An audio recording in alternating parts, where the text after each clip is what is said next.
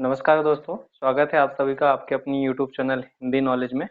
और आज हम कक्षा 10वीं में पदखंड के अंतर्गत भक्ति धारा को पढ़ने वाले हैं। भक्ति धारा के अंतर्गत स्तुति खंड को हम पढ़ने वाले हैं। और कक्षा 10वीं के विद्यार्थियों के लिए मैं बता दूं, हम पद्यांश का यह जो है सीरीज चला रहे हैं, जिसमें कक्षा 10वीं मध्य प्रदेश की जो किताबें नवनीत चलती है हिंदी की, है ना। तो उसके अंतर्गत हम सारे पद्यांशों को कवर करेंगे। और इसके पहले भक्ति धारा के अंतर्गत हमने विनय के जो पद हैं सूरदास देव जी के द्वारा रचित, उसको हमने पहले पढ़ लिया है। और अब आज हम पढ़ेंगे भक्ति धारा के अंतर्गत स्तुति खंड, जो रचित है मलिक मोहम्मद जायसी जी के द्वारा। और इससे भी पेपर में कई सारी चीजें पूछी जाती है। तो यह पद्यांश हम पढ़ने वाले हैं मलिक मोहम्मद जायसी के द्वारा भक्ति धारा के अंतर्गत स्तुति खंड, जिसमें हम संदर्भ, प्रसंग, व्याख्या और विशेष तीनों चीजों को हम कवर करेंगे। ठीक है, चलिए हम शुरुआत करते हैं। देखिए, भक्ति धारा के अंतर्गत स्तुति खंड को हम पढ़ने वाले हैं, जिसके रचयिता है मलिक मोहम्मद जायसी जी। पहला पद मैंने या पहला पद्यांश मैंने यहाँ लिख दिया हूँ। शबरो आदि एक करतारु, जे हैं जीव दीन कीन संसारु, कीनिसी प्रथम ज्योति प्रकाशु, कीनिसी तेहि प्रीति कवितासु, कीनिसी अगिनि पवन जल खेहा, कीनिसी बहुतहि रंग उरेहा, कीनिसी धरती शरग पतारु, कीनिसी बरन बरन अवतारु, कीनिसी सात दीप ब्रह्मांडा, कीनिसी भुवन चौदह खंडा, कीनिसी दिन दिन अरस सिराती, कीनिसी नखत तराइन पाती, कीनिसी धूप सियु और छाहा, कीनिसी मेघ बिजु तेहि माहा, कीन सबई अस जाकर दूसरहि छाज न काहू, पहले ही तेहिक नाउ लई कथा कहूँ अब गाहू। कुछ इस प्रकार से ये पहला आपका जो है स्तुति खंड का पहला पद्यांश है, जिसके रचयिता है मलिक मोहम्मद जायसी जी। ठीक है, तो यह है हम चलो सबसे पहले हम क्या पढ़ते हैं, संदर्भ। तो हम सबसे पहले पढ़ लेते हैं इसका संदर्भ। तो संदर्भ हमारा क्या होता है, तो हमने संदर्भ में क्या लिखेंगे, प्रस्तुत पद्यांश या यह पद्यांश या प्रस्तुत पद्यांश हमारी पाठ्य पुस्तक नवनीत के भक्ति धारा के स्तुति खंड नामक पाठ से लिया गया है या अवतरित है। और इसके जो रचयिता हैं वो कौन है, कवि या रचयिता हैं, वो मलिक मोहम्मद जायसी जी हैं। ये आप संदर्भ में लिखते हैं, आपको पता होगा, पढ़ते हैं हम कि प्रस्तुत पद्यांश हमारी पाठ्य पुस्तक नवनीत के भक्ति धारा के स्तुति खंड नामक पाठ से अवतरित है। और इसके रचयिता या कवि मलिक मोहम्मद जायसी जी हैं। ये आपका हो गया संदर्भ। हम दूसरी बात करते हैं किसकी, प्रसंग की, है ना। ये एक एक नंबर आपको परीक्षा में दिलाएंगे, तो संदर्भ प्रसंग जरूर जरूर आप लिखें, है ना। प्रसंग में हम क्या लिखते हैं, यह जो पद्यांश आपके सामने आता है या जो भी पद्यांश परीक्षा में पूछा जाता है या हम पुस्तक में पढ़ते हैं, उसका छोटा सा सार हम किस में लिखते हैं, प्रसंग में, छोटा सा अर्थ। तो इस पूरे पद्यांश में क्या किया गया है, प्रस्तुत पद्यांश में ईश्वर के द्वारा जो सृष्टि की रचना की गई है उसका वर्णन किया गया है। तो हम क्या बोलेंगे, प्रस्तुत पद्यांश में ईश्वर के द्वारा सृष्टि की रचना का वर्णन किया गया है। ये हम किस में लिख देंगे, प्रसंग में। ठीक है, प्रसंग में लिख देंगे। अब हम आगे चलते हैं, हम क्या लिखते हैं, व्याख्या।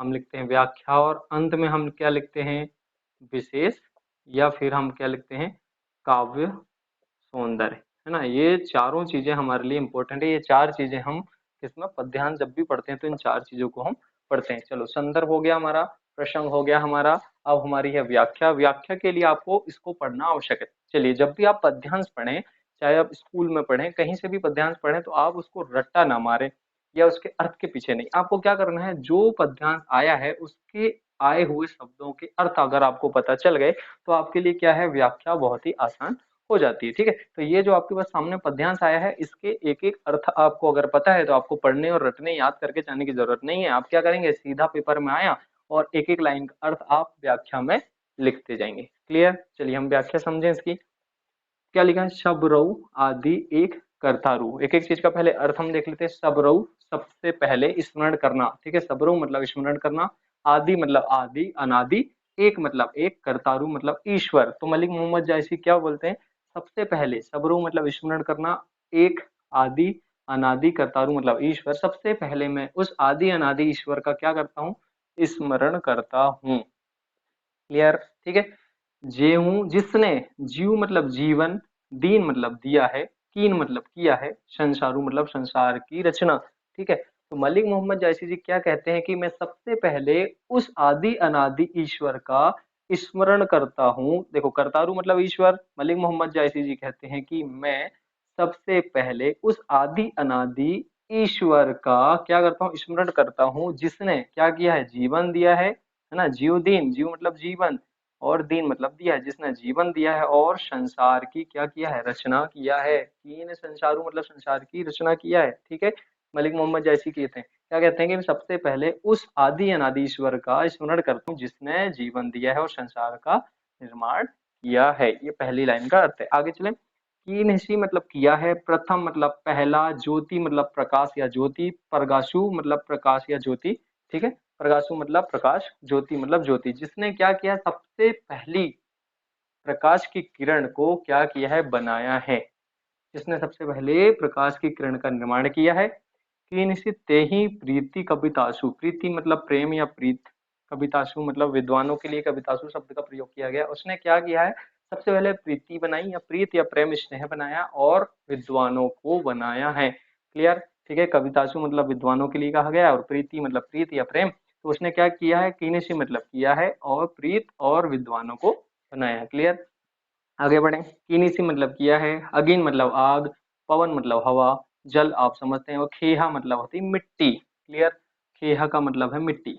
मिट्टी आप अर्थ याद रखेंगे, अर्थ अब अगर एक ही चीज के अर्थ आपको आ गए तो समझ लो आप पद्यांश में मास्टर हो गए, और पद्यांश को रटने की जरूरत आपको पड़ेगी नहीं, ना ही आपको याद करने की आवश्यकता होगी। ठीक है, आपको क्या करना है, केवल एक एक शब्दों के अर्थ आपको आ गए, एक एक शब्दों के अर्थ बन गए, तो फिर आप किसी भी पद्यांश का अर्थ आसानी से निकाल सकते हैं। पेपर में पढ़ के और याद करके रट के जाने की जरूरत नहीं पड़ेगी। सीधा आप क्या करेंगे, पद्यांश को देखेंगे, एक एक लाइन का अर्थ निकालते जाएंगे और लिखते जाएंगे। हमने क्या देखा, सबरू आदि करतारू, करतारू मतलब ईश्वर, सबरू मतलब स्मरण करना, आदि अनादि और एक।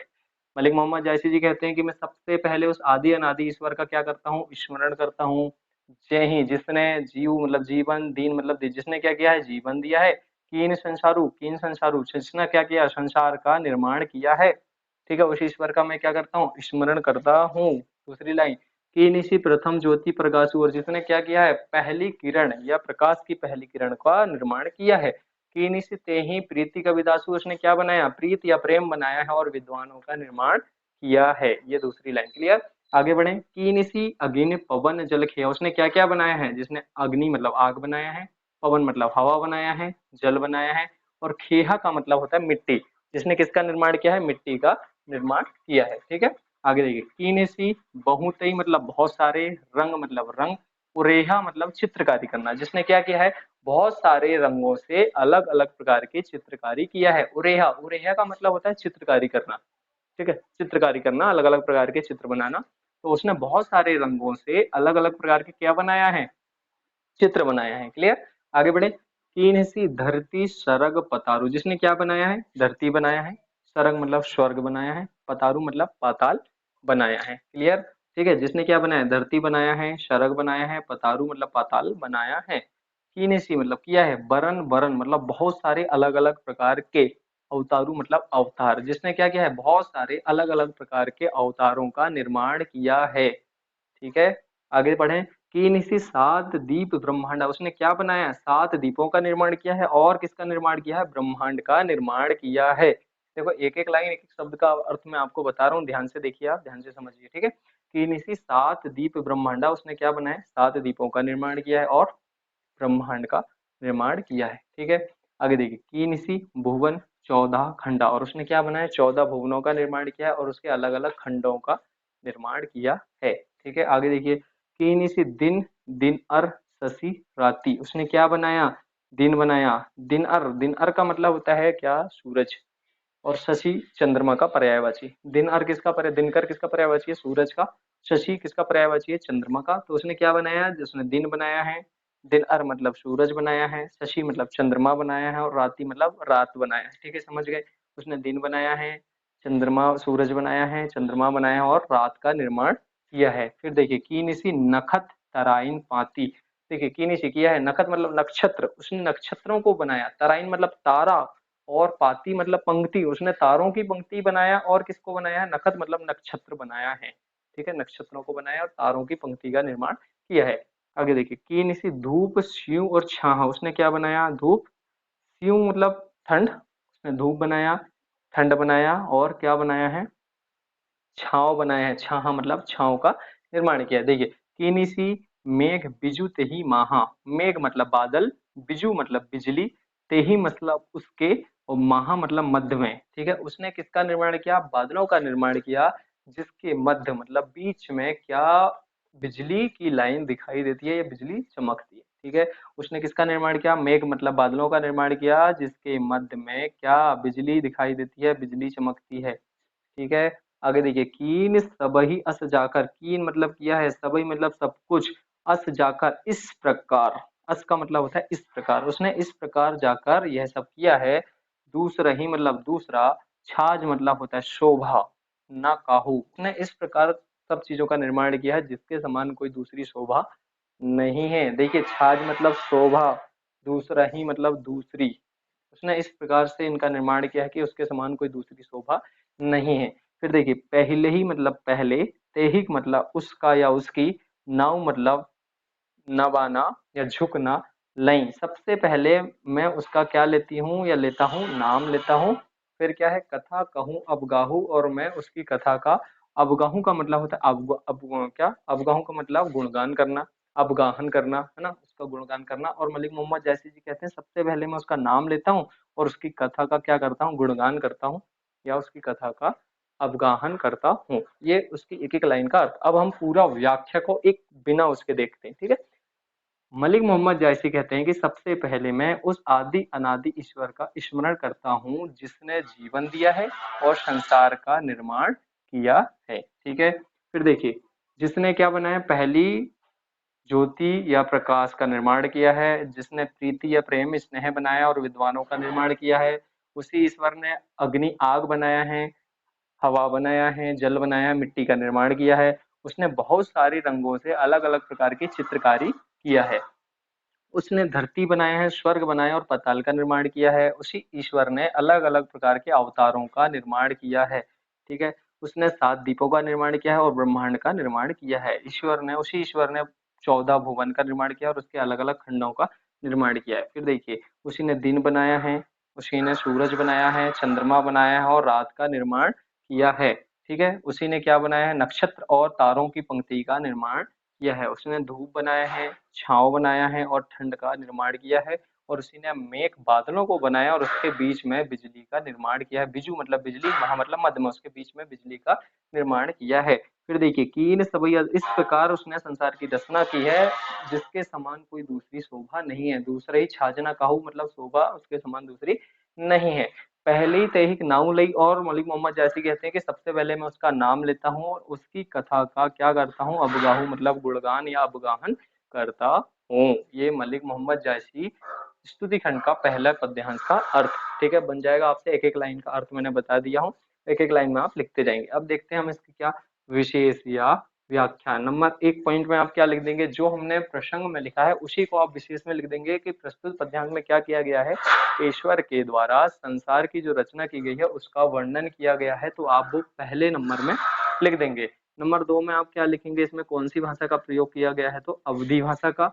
नंबर 3, इसमें कौन सा रस है? तो आप लिख देंगे इसमें अनुप्रास, सॉरी अनुप्रास अलंकार का इसमें प्रयोग किया गया है। अवधी भाषा अनुप्रास अलंकार का प्रयोग किया गया है। और 1 नंबर पे आप क्या लिखेंगे? जो प्रसंग में हमने लिखा है वही आप 1 नंबर पे लिख देंगे। 2 नंबर पे आप लिखेंगे अवधी भाषा का प्रयोग और 3 नंबर पे आप लिख देंगे अनुप्रास अलंकार का इसमें प्रयोग किया। देखो, की निसी का एक ही वर्ण की आवृत्ति बार बार हो रही है, ठीक है। तो आप इसमें क्या लिख देंगे? अनुप्रास अलंकार। ये 3 आपके लिए विशेष हो जाते हैं, ठीक है। ये विशेष हो गया, व्याख्या मैंने बता ही दिया है, ठीक है। ये अपना पहला। चलिए हम बढ़ते हैं दूसरे पद्यांश की तरफ। आइए, भक्ति धारा स्तुति खंड का हम दूसरा पद्यांश पढ़ते हैं।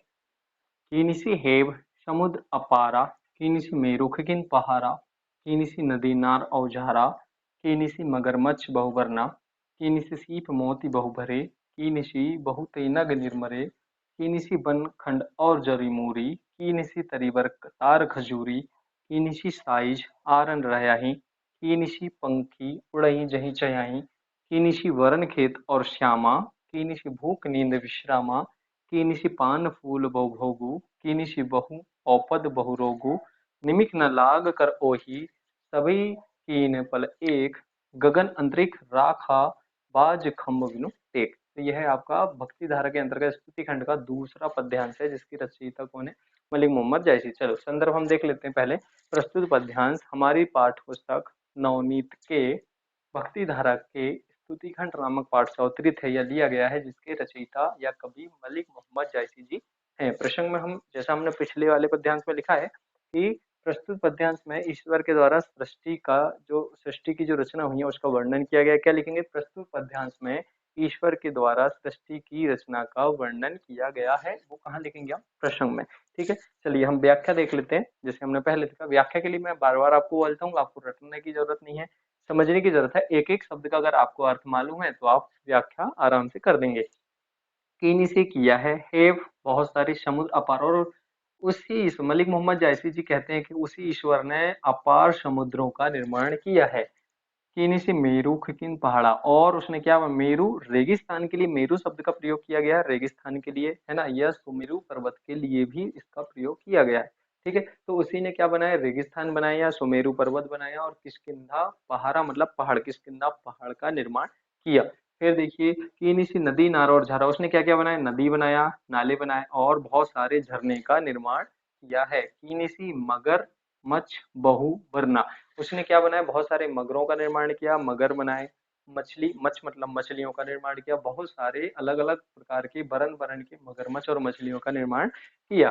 ठीक है, आगे देखिए, उसने क्या बनाया? सीप बनाया है, जिसमें क्या भरे रहते हैं? बहुत सारे मोती भरे रहते हैं। बहु भरे मतलब बहुत सारे मोती भरे रहते हैं, उसने सीपों का निर्माण किया है। ठीक है, जिसमें क्या भरे रहते हैं? मोती भरे रहते हैं। आगे देखिए, कीनसी बहुत ही नग निर्मल, और उसमें निर्मरे मतलब निर्मल, निर्मल रत्न या नगों का निर्माण किया है। उसी ने क्या किया? बहुत सारे निर्मल रत्न या नगों का निर्माण किया है। उसने क्या बनाया? बनखंड, उसने वन और जंगल बनाया। उसने जड़ी मोरी मतलब जड़, जड़ और जड़ी बूटी जो होती है वो जड़ी बूटियों, और बनखंड मतलब जंगलों का निर्माण किया, और बहुत सारी जड़ी बूटियों का निर्माण किया है। उसने तरीवर, तार, खजूरी, उसने क्या बनाया है? बरगद का पेड़, तरीवर बनाया, तड़ों और ताड़ का वृक्ष बनाया, खजूर के वृक्ष बनाए हैं। उसी ने अलग अलग प्रकार के तरीवर, ताड़, खजूरी, तरीवर का वृक्ष बनाया, तार का वृक्ष और खजूर का वृक्ष भी बनाया है। देखिए, कीन सी साइज, आरन रहा है, साइज मतलब जानवर, है ना, इसका ध्यान रखेंगे। साउज, साउज या साइज उसको जानवर को बोलते हैं, और आरन मतलब होता है जंगल। उसने जंगल का निर्माण किया, जिसमें कौन रहते हैं? साइज या साउज मतलब जानवर निवास करते हैं। तीन सी पंखी उड़ाई गई थी, और उसने क्या बनाया? पंखी मतलब पक्षियों को बनाया है, जो चहक चहक के क्या करते हैं? उड़ते रहते हैं। क्लियर, उसने पंक्षियों का निर्माण किया है, पक्षियों का निर्माण जो चहकते हुए उड़ते रहते हैं। फिर देखिए, कीनेसी बरन, खेत और श्यामा, उसने क्या बनाया? श्वेत, श्वेत, श्वेत ना, श्वेत, उसने श्वेत और श्याम वर्ण का निर्माण किया है। फिर देखिए, कीनेसी भूख, नींद, विश्राम, उसने क्या क्या बनाया? भूख बनाया है, नींद बनाया, और विश्राम का निर्माण किया है, जिससे हम विश्राम करते हैं। ठीक है, विश्राम का निर्माण किया है।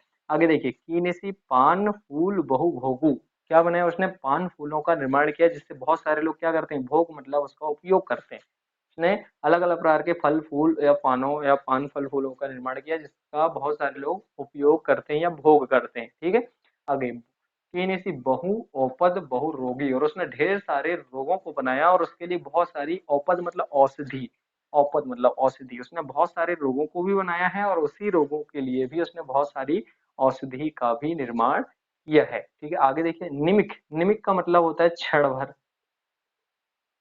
क्षण, एक पल जिसको बोलते हैं। निमिक ना लाग कर वही, उसको ये सब करने में निमिक मतलब एक पल भी नहीं लगा। क्षण, या यहाँ लिख देता हूँ मैं, एक पल। ठीक है, निमिक का मतलब एक पल या क्षण, उसको ये सब करने में एक पल या एक क्षण भी नहीं लगा। सभी कीन पल एक, और उसने सब कुछ कितनी देर में कर दिया? एक पल में कर दिया, मतलब उसको जरा सा भी देर नहीं लगी ये सब करने में, और उसने क्या कर दिया? सभी कीन पल एक मतलब एक पल में ही सब कुछ कर दिया।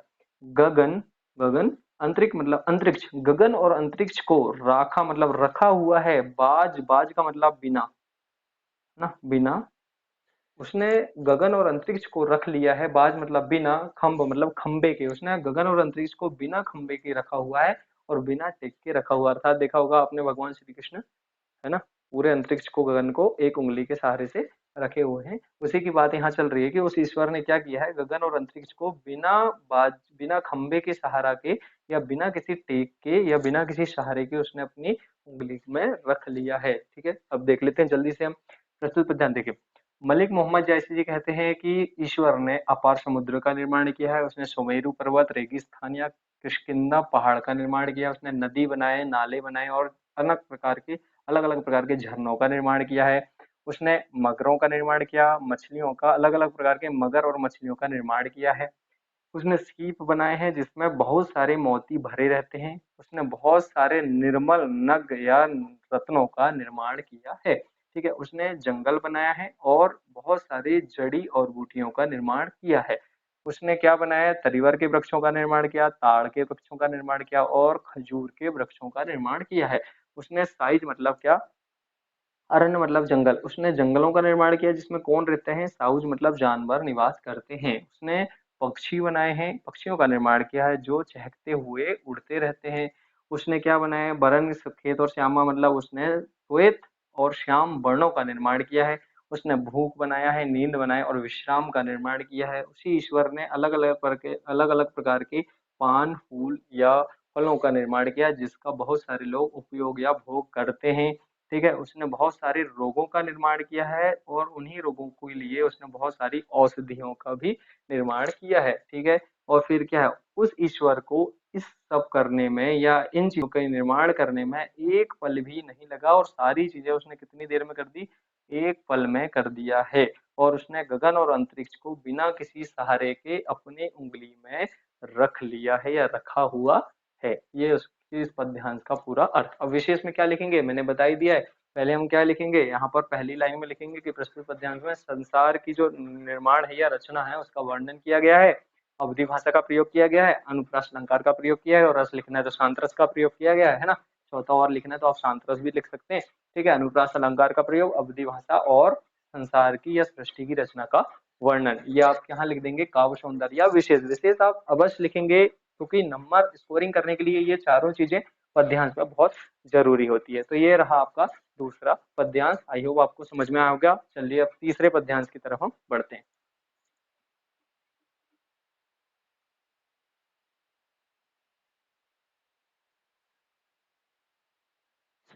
चलिए आइए भक्ति धारा स्तुति खंड का तीसरा पद्यांश हम देखते हैं। उसकी संदर्भ प्रसंग व्याख्या समझते हैं। कीनिसी मानुष देहिस बढ़ाई, कीनिसी अन्न भुगतु तेहि पाई, कीनिसी राजा भोजहि राजू, कीनिसी हस्ति घोर तिन साजू, कीनिसी तिन कहें बहुत वैरासु, कीनिसी कोई ठाकुर कोई दासु, कीनिसी दरब गरब जहि होई, कीनिसी लोभ अघाई न कोई, कीनिसी जियन सदा सब चाहा, कीनिसी मीछू न कोई राहा, कीनिसी सुख और कोई आनंदु, कीनिसी दुख चिंता और दंदु, कीनिसी कोई भिखारी कोई धनी, कीनिसी संपत्ति विपत्ति पुनि घनी, कीनिसी कोई निमरोशी, कीनिसी कोई बरियार, छार होते सब कीनिसी पुनि कीनिसी सब छार। आइए हम इसका समझते हैं। पहले तो हम देख लेते हैं संदर्भ। प्रस्तुत पद्यांश हमारी पाठ्य पुस्तक नवनीत के भक्ति धारा के स्तुति खंड नामक पाठ से लिया गया है और इसके रचयिता या कवि मलिक मोहम्मद जायसी जी हैं। ठीक है, प्रसंग में हम क्या लिख देंगे? प्रस्तुत पंक्तियों में, प्रस्तुत पद्यांश में सृष्टि की रचना, ईश्वर के द्वारा सृष्टि की रचना का वर्णन किया गया है, ये हम प्रसंग में लिख देंगे। चलिए आइए हम व्याख्या देख लेते हैं। मलिक मोहम्मद जायसी जी कहते हैं कि तीन इसी मानुष देहित बढ़ाई। तो मलिक मोहम्मद जायसी जी कहते हैं कि उसी ईश्वर ने मनुष्य को क्या दिया है? बढ़ाई दिया है। कि इसी अन्न भुगुति तही पाई, भुगुति का मतलब होता है भोजन, और उन्हें क्या किया? अन्न बनाया है जिससे मानव क्या प्राप्त करता है? भोजन प्राप्त करता है। ठीक है, कि इसी राजा भोज ही राजू, और उसने क्या बनाया? राजा बनाया, किसी को राजा बनाया जो क्या करता है? भोज ही मतलब उपयोग करना, राजू मतलब राजपाट, किसी ने किसी को उसने राजा बनाया है जो राजपाट का उपयोग या भोग करता है। किनिसी हस्ती मतलब हाथी, घोर मतलब घोड़े, तीन साजू और उनको, उसने क्या बनाया? हाथी और घोड़े बनाया जो उनको क्या है? साजू मतलब शोभायमान होते हैं या शोभा देते हैं। ठीक है, किनिसी तीन कह बहुत बैरासु, और उसने उनके लिए, तीन मतलब उनके लिए, कह बहुत मतलब बहुत सारी, बैरासु मतलब विलास मतलब आरामदायक चीजें, और उनके लिए उसने बहुत सारी आरामदायक या विलास की चीजों का निर्माण किया है। किन्हीं से कोई ठाकुर कोई दास, और ईश्वर ने किसी को ठाकुर मतलब बड़ा बनाया, किसी को ठाकुर बना दिया, किसी को दास बनाया है। ठीक, किन्हीं सी दरब गरब जई हुई, और उसने क्या बनाया? दरब मतलब दबदबा, गरब मतलब गर्व, उसने क्या बनाया है? दबदबा और गर्व बनाया है जिससे लोगों को क्या हो जाता है? घमंड हो जाता है। ठीक है, किन्हीं सी लोभ अघाई ना कोई, और उसने लोभ या लालच बनाया हुआ है जिससे कोई भी परिपूर्ण या संतुष्ट नहीं होता है। अघाई ना कोई लिखा है ना, अघाई संतुष्ट नहीं होता है। उसने क्या बनाया? लोभ और लालच बनाया जिससे कोई संतुष्ट नहीं होता है। ठीक है, आगे देखिए, कीन से जीवन सदा सब चाह, और उसने क्या बनाया, जीवन बनाया है जिसको हमेशा सब लोग क्या चाहते हैं, जीना चाहते हैं। फिर क्या है, कीन से मीचू ना कोई और, मीचू मतलब मृत्यु, और उसने क्या बनाया है, मृत्यु, मीचू मतलब मृत्यु बनाया जिससे कोई भी बचा नहीं है। मीचू न रहा कोई, मीचू ना कोई रहा मतलब मृत्यु से कोई भी बच नहीं पाया है। ठीक है। किन्ही सुख और कोई आनंदु, उसने क्या बनाया, सुख और आनंद बनाया है। फिर किन्ही दुख चिंता और दंदु, और उसने किसी को सुख और आनंद दे दिया है तो किसी को दुख चिंता और दंदु मतलब द्वंद, द्वेष कलेश दे दिया है। किसी को दुख और चिंता और द्वेष या द्वंद के में डाल दिया है, द्वंद या कलेश दे दिया है, और किसी को क्या दिया है, सुख और आनंद दिया है। फिर देखिए, किन्ही कोई भिखारी कोई धनी, किसी को उसने क्या बना दिया, भिखारी बना दिया है, किसी को क्या बना दिया, धनी बना दिया है। ठीक है। किन्ही संपत्ति विपत्ति पुनि, और किसी को उसने बहुत सारी संपत्ति दे दिया है तो किसी को क्या दिया है, पुनि, घनी मतलब बार बार, घनी मतलब बहुत सारी, पुनि मतलब बार बार, किसी को उसने बार बार बहुत सारी विपत्ति दे दिया है, मुसीबत दे दिया है। ठीक है। किन्ही कोई निम्रोसी, निम्रोसी का मतलब होता है निर्भय ना, ये मैं यहाँ लिख देता हूँ, निम्रोसी का मतलब निर्भय। ठीक है। किसी को उसने क्या बनाया, निर्भय बनाया है। तो किन्ही कोई बरियार, बरियार का मतलब होता है बलवान, है ना, ये मैं यहाँ लिख देता हूँ बलवान। किसी को उसने निर्भय बनाया है तो किसी को उसने बलवान बना दिया है। ठीक है। छार होते सब कीनी सी, छार का मतलब होता है मिट्टी, है ना, उसने सभी का निर्माण किससे किया है, मिट्टी से किया है। पुनः कीनी सब छार, और पुनः उसने सबको क्या कर दिया, छार मतलब मिट्टी कर दिया, मतलब क्या है, मिट्टी से ही उसने सबको बनाया था और बाद में उसने सभी को क्या बना दिया, मिट्टी बना दिया। ये उसकी व्याख्या। फिर से अब जल्दी देख लेते हैं एक बार। मलिक मोहम्मद जायसी जी कहते हैं कि ईश्वर ने मनुष्य बनाया है और उसने उनको क्या दिया है, बढ़ाई दिया है। उसने अन्न बनाया है जिससे मानव भुगति मतलब भोजन को प्राप्त करता है। उसने राजा बनाया है जो क्या करता है, बहुत सारे राजपाट का उपयोग करता है। उसने हाथी बनाया, घोड़े बनाया है, और जिसमें बैठ के वो शोभायमान होता है। उसने क्या किया है, बहुत सारी भोग विलास की चीजों को बनाया है। ठीक है। फिर उसने किसी को ठाकुर बनाया है तो किसी को दास बना दिया है। उसी ईश्वर ने दबदबा और गर्व बनाया जिससे लोगों को अहंकार हो जाता है। उसने लोभ और लालच बनाया है जिससे कोई संतुष्ट नहीं होता है। ठीक है। उसने जीवन बनाया है जिसको सब लोग हमेशा के लिए जीना चाहते हैं। लेकिन उसने मृत्यु को भी बनाया है जिससे कोई भी बच नहीं पाता है। फिर उसने किसी को सुख दे दिया तो किसी को आनंद दे दिया है, और वहीं किसी को दुख और चिंता और कलेश या द्वंद में डाल दिया है। उसने किसी को भिखारी बनाया है तो किसी को धनी बनाया है। उसने किसी को संपत्ति दिया तो किसी को बहुत सारी विपत्ति या मुसीबत दे दिया है। ठीक है। उसी ईश्वर ने, मलिक मोहम्मद जैसी जी कहते हैं कि उसी ईश्वर ने किसी को निर्भय बनाया है तो किसी को बहुत ज्यादा बलवान बना दिया है। ठीक है। और उसने ये सारी चीजों का निर्माण मिट्टी से किया था और बाद में उन्हीं चीजों को वापस क्या बना दिया है, मिट्टी में मिला दिया है या मिट्टी कर दिया है। ये इसकी व्याख्या या अर्थ। अब देखते हैं हम विशेष, तो विशेष में हम क्या लिख देंगे, सांतरस यहाँ लिख देता हूँ मैं। सांतरस का प्रयोग किया गया है, अनुप्रास अलंकार का प्रयोग किया गया है, अवधि भाषा का प्रयोग किया गया है, और इसमें क्या लिख देंगे, ईश्वर के द्वारा सृष्टि की रचना का वर्णन किया गया है। ये आप विशेष या काव्य सौंदर्य में लिख देंगे। तो ये रहा आपका भक्ति धारा के अंतर्गत स्तुति खंड और उसके 3 पद्यांश, तीनों की सुंदर प्रसंग व्याख्या जो रचित थी मलिक मोहम्मद जायसी जी के द्वारा। और इसके पहले हमने सूरदास की रचना पढ़ चुके हैं, है ना। भक्ति धारा के अंतर्गत क्या, विनय के पद, है ना, अवगति गति का जो कहत ना आवै, ज्यों गूंगे फल मीठे, रस का अंतर्गत ही भाव, ये पढ़ चुके हैं हमने, है ना। मौसम कौन कुटिल खल कामी, तुम सो कहाँ छुपी करुणा में सबसे अंतर्जामी, ये सब अपन पहले पढ़ चुके हैं। उसमें इंपॉर्टेंट भी है जा पर दीन अनाथ ढरई, है ना। ठीक है। तो ये अपन बहुत पहले पढ़ चुके हैं, तो वो आप पिछला वीडियो आपने नहीं देखा तो वो वीडियो देख लें जिसमें हमने विनय के पद कवर किया हुआ है। आज हमने स्तुतिखंड पढ़ लिया है, आगे हम फिर अगला अध्याय चलेंगे। तो ये इसकी प्रसंग और संदर्भ। आइए हम इससे संबंधित प्रश्नोत्तर को हल करते हैं। आइए हम स्तुति खंड से संबंधित प्रश्नों को हल करते हैं। बाकी प्रश्नों को हमने पिछले वीडियो में कवर कर लिया था। पहला प्रश्न लिखा है, देखिए पहला प्रश्न यहाँ पर लिखा हुआ है, 4 नंबर का जो प्रश्न आपको दिख रहा है, जायसी के अनुसार संसार की सृष्टि किसने की है। उत्तर में हमने क्या पढ़ लिया है, जायसी के अनुसार संसार की सृष्टि ईश्वर ने की है। ठीक है। चलिए छठवां क्वेश्चन हम देखते हैं, स्तुति खंड में जायसी ने कितने दीपों और भुवनों की चर्चा की है। तो हमको पता है कि स्तुति खंड में कितने दीपों की बात हुई है, 7 दीप, और कितने भवन, 14 भवन की बात हुई है, अपन ने अभी पद्यांश में पढ़ चुके हैं। ठीक। 7वां क्वेश्चन देखिए, जायसी ने किसका स्मरण करते हुए कथा लिखी है। तो आप लिख देंगे, जायसी जी ने ईश्वर का या सृष्टि के निर्माता ईश्वर का स्मरण करती हुई कथा लिखी है। क्लियर। यहाँ तक कोई डाउट नहीं होना चाहिए आपको, है ना, यहाँ तक बिल्कुल सरल ही है। ठीक है, चलिए आगे बढ़ते हैं हम अगले क्वेश्चन की तरफ। देखिए जायसी के अनुसार, ये क्वेश्चन आपका आ गया 5वां नंबर का। जायसी के अनुसार परमात्मा ने किस किस तरीके के मनुष्य बनाए हैं, इसके लिए मैं आपको पीछे पद्यांश में लेके चलता हूँ, है ना। चलिए पद्यांश में हम आ गए हैं, मैं बता देता हूँ आपको किस इसका आंसर आप कैसे करेंगे, किस किस तरीके के मनुष्य बनाए हैं। तो आप क्या लिखेंगे, ये देखिए, ये यहाँ से आपको पूरा पद्यांश लिख देना है, ये आपको दिख रहा है ना।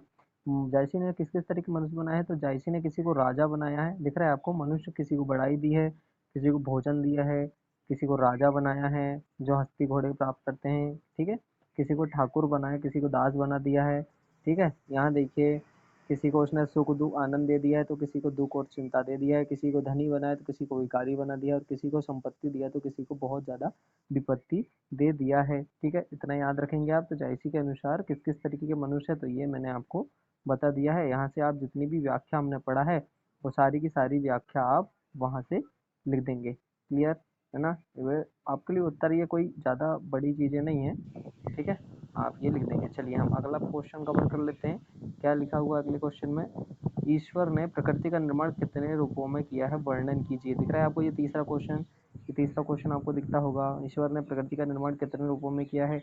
इसके उत्तर के लिए मैं आपको ले आता हूँ कहाँ पर, देखिए इसके उत्तर के लिए आपको क्या करना है, इसके उत्तर के लिए आपको ये वाला पद्यांश आपको पूरा लिख देना है। दिख रहा है आपको, उसने क्या क्या बनाया है, तो उसने समुद्र बनाया है, सुमेरु पर्वत बनाया है, नदी नाल झारे बनाए हैं, ये देखिए मगरमच्छ बनाया, मैंने पढ़ा है, आपको अभी पढ़े ना हमने, उसने सीप मोती बनाए हैं, बहुत सारे नगों रत्नों का निर्माण किया उसने, बनखंड जल जंगल, ताड़ के वृक्ष, खजूर के वृक्ष बनाए हैं उसने, जंगल बनाए जहाँ साज मतलब साउज मतलब जानवर रहते हैं, पक्षियों को बनाया है, खेत बनाया है ना, और नींद विश्राम बनाया, फन फूल बाग, और ये बहुत सारे लोग और औषधियों को बनाया, तो ये सब आप उसमें उत्तर में लिख देंगे, ठीक है। तो ये आपकी अभ्यास प्रश्न से संबंधित जो प्रश्न हैं और जो हमने पढ़ा है, इसके अलावा देखिए कुछ और है नहीं, है ना, ये बाकी आप पढ़ लेंगे, तो ये हमारे प्रश्न उत्तर भी समाप्त होते हैं।